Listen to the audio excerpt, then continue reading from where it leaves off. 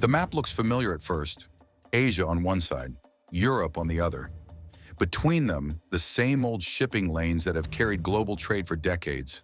The Suez Canal, the Indian Ocean, the long way around. But now something has shifted. A new line is being drawn at the very top of the world, through ice, fog, and waters that were once considered unreachable. This is where China's Polar Silk Road stops being an idea and starts becoming real. In late summer, as Arctic ice retreated just enough to allow passage, China quietly crossed a major threshold.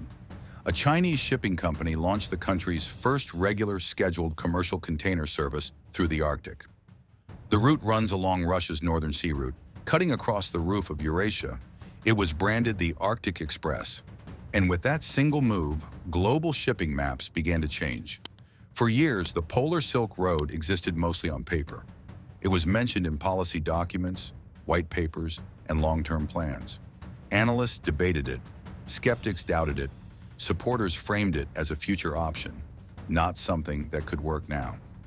That changed the moment containers started moving on a schedule, not as experiments, but as a commercial service that companies could actually plan around.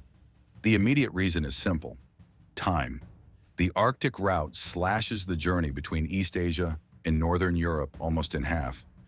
Ships that once needed more than a month to reach Europe can now do it in under 3 weeks. That difference matters. But speed alone does not explain why this launch carries so much weight. The deeper story is about control, risk, and the slow reshaping of global trade routes. China has long relied on southern sea lanes to move its exports. Most of its trade with Europe passes through choke points like the Strait of Malacca and the Suez Canal. These routes are crowded, slow, and politically fragile. A single incident can block traffic for days or weeks. They are also heavily monitored, influenced by Western naval power.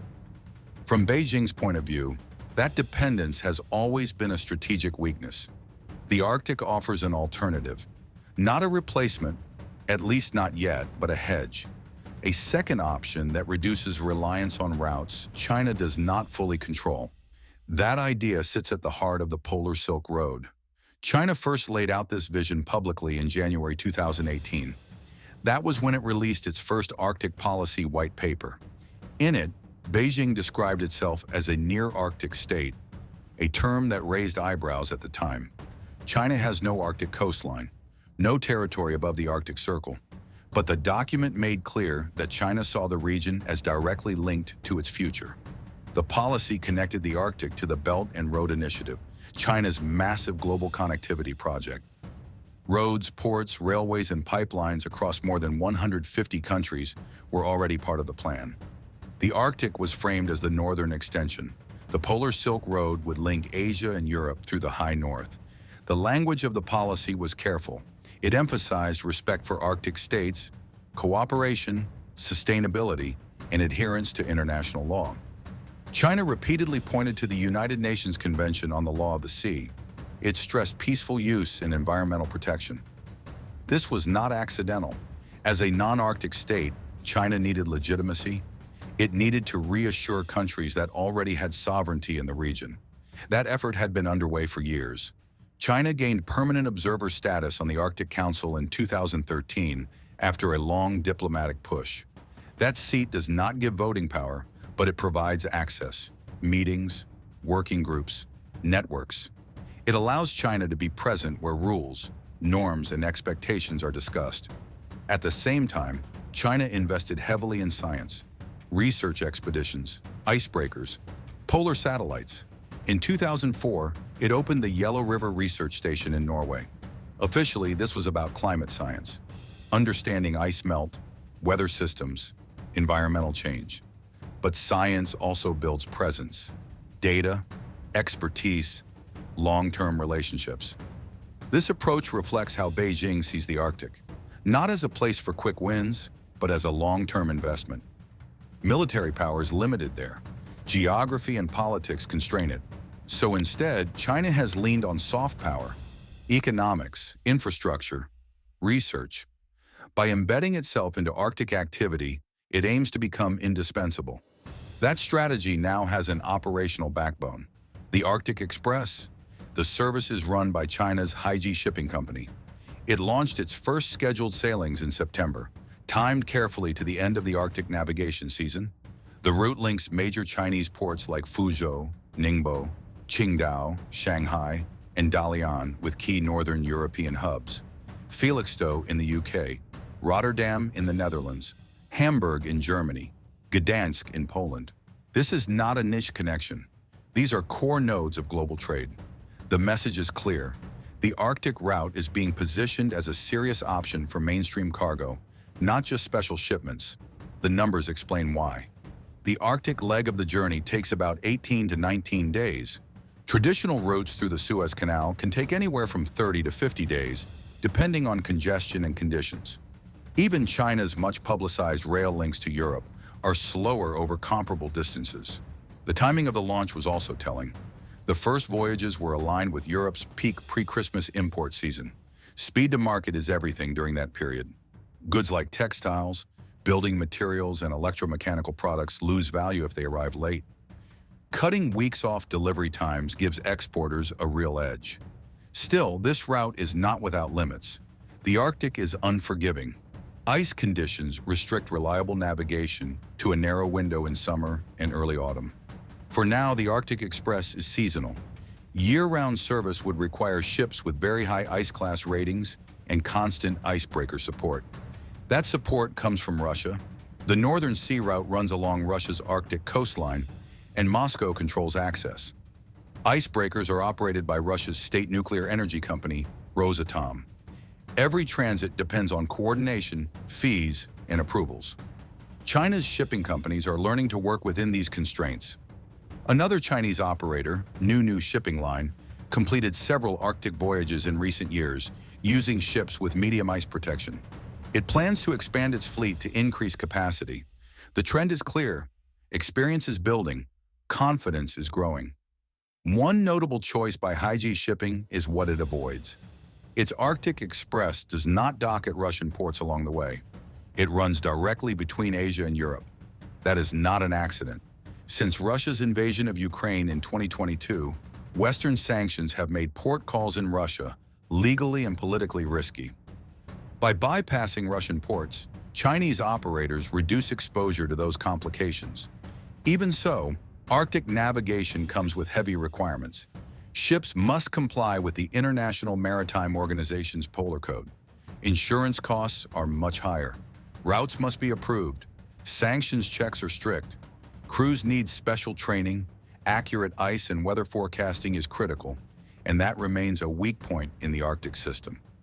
These challenges raise costs, icebreaker fees, pilotage, insurance premiums. All of it adds up. On the surface, it might seem like these expenses would cancel out the benefits of faster travel. But this is where the deeper economic logic comes in. Speed changes everything. This is the hidden power of the Arctic Express. It is not just about arriving earlier. It is about squeezing more value out of the same steel hull.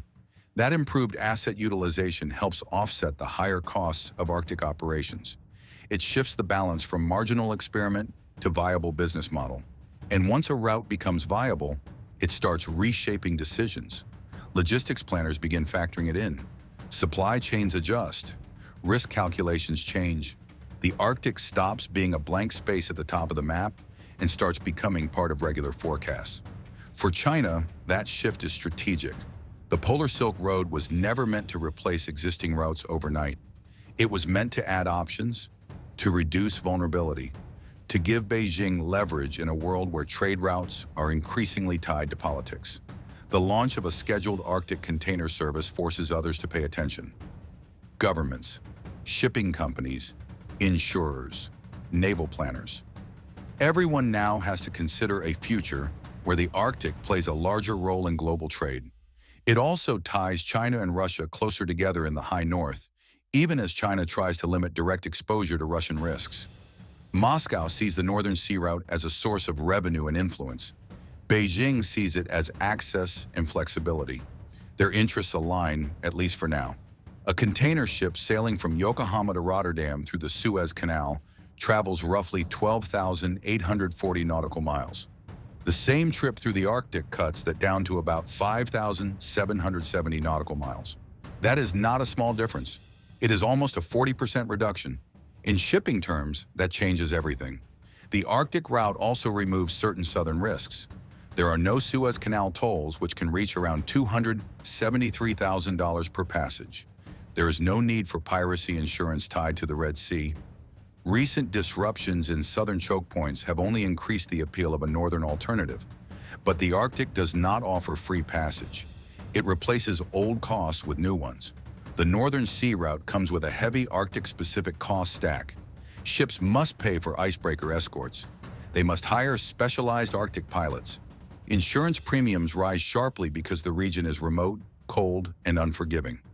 Emergency response options are limited. Hull and cargo insurance reflect that reality. Operating a 4,000 TEU container ship on an Arctic Express service can cost around $129,500 per day. Vessel and fuel expenses alone make up more than 90% of total operating costs. In other words, while the route saves fuel overall, it demands highly specialized ships and constant operational support. Officially, Moscow argues this system is about safety and environmental protection. Critics argue that parts of it go beyond international norms.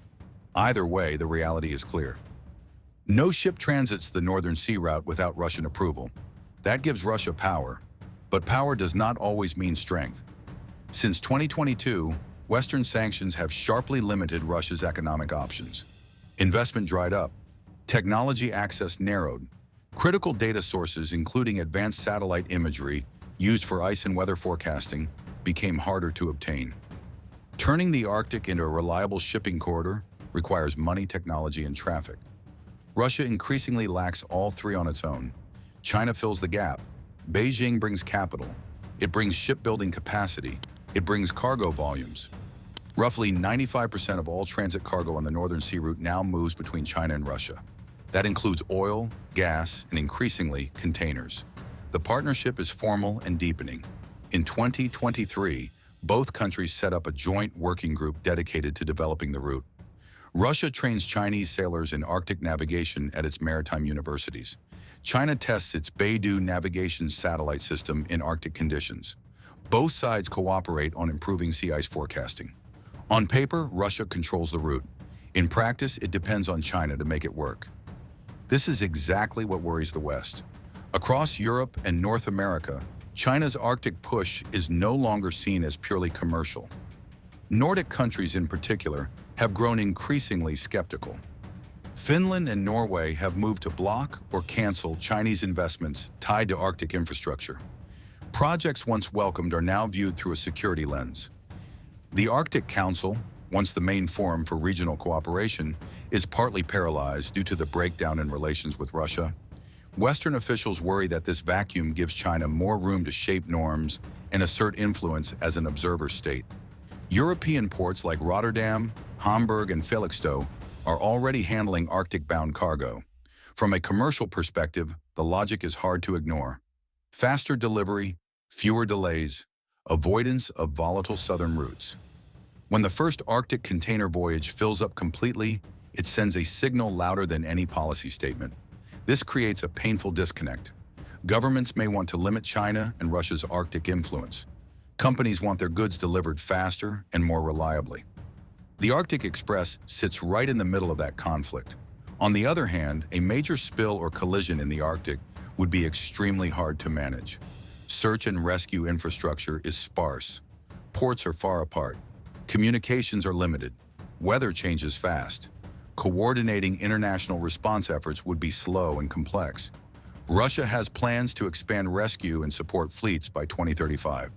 But traffic is increasing faster than response capacity. The risk grows with every scheduled sailing. This is the reality behind the headlines. The Polar Silk Road is not just a shipping route. It is a test of how the world balances speed against safety, profit against power, and opportunity against responsibility. The launch of a scheduled Arctic container service proves the Northern Sea route works, at least for now. It delivers speed, it delivers savings, it delivers strategic options, but it also locks in new dependencies. Russia depends on Chinese capital and cargo. China depends on Russian permits and icebreakers. Europe depends on a route shaped by two powers it increasingly distrusts. The Arctic Express does not replace the Suez Canal. It supplements it. It hedges risk. It reshapes calculations. And as climate change continues to open the high north, this route will only grow more attractive. The question is not whether ships will keep coming. They will.